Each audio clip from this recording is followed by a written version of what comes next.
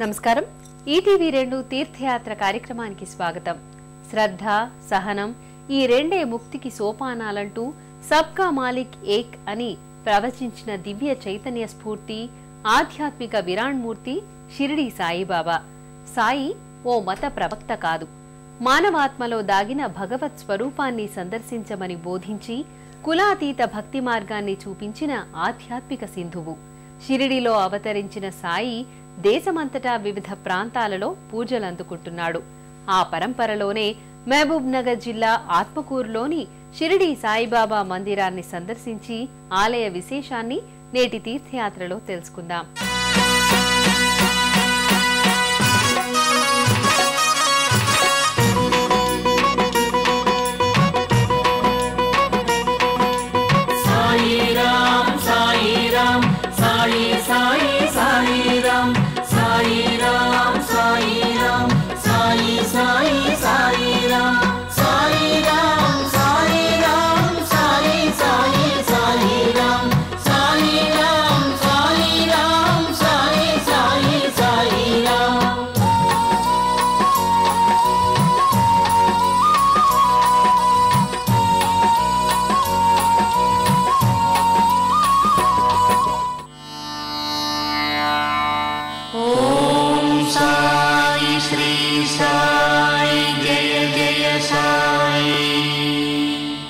మధురం మధురం ఎంతో మహా అవధూత అపర దత్తాత్రేయ అవతారంగా అనంత భక్తకోటి ఆరాధించే అమృతమయుడు షిరిడీ సాయినాథుడు.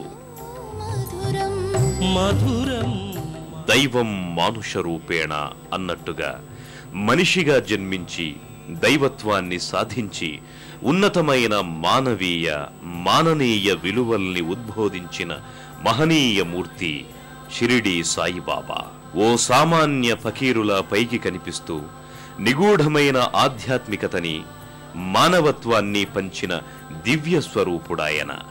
ప్రేమ, త్యాగం, దయ, సత్యం వంటి ఉదాత్త భావజాలంతో పవిత్ర బోధనలతో జాతిని జాగృతం చేసిన ఆధ్యాత్మిక విప్లవమూర్తి సాయిబాబా.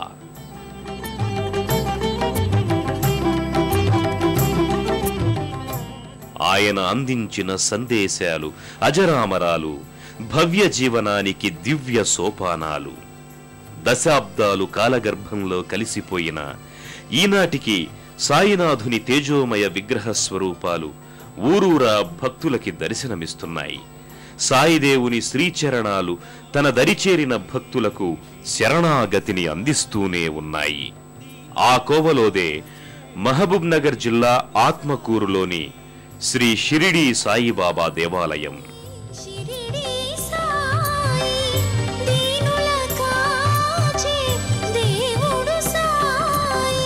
కులము మతము వేరుగా మహబూబ్ నగర్ కి 50 కిలోమీటర్ల దూరంలో ఉన్న ఆత్మకూరు పట్టణంలోని సాయి భక్తులు విరాళాలు సేకరించి సాయినాథుని దివ్య మందిరాన్ని నిర్మించుకున్నారు. ఈ దేవాలయం మహబూబ్ నగర్ జిల్లాలోని సాయి సన్నిధానాలన్నింటికీ తలమానికమై భాసిల్లుతోంది. ఆత్మకూరు పరిసర ప్రాంతాల నుంచే కాక జిల్లాలోని వివిధ ప్రాంతాల నుంచి భక్తులు అధిక సంఖ్యలో ఈ సాయి సంస్థానానికి విచ్చేస్తుంటారు.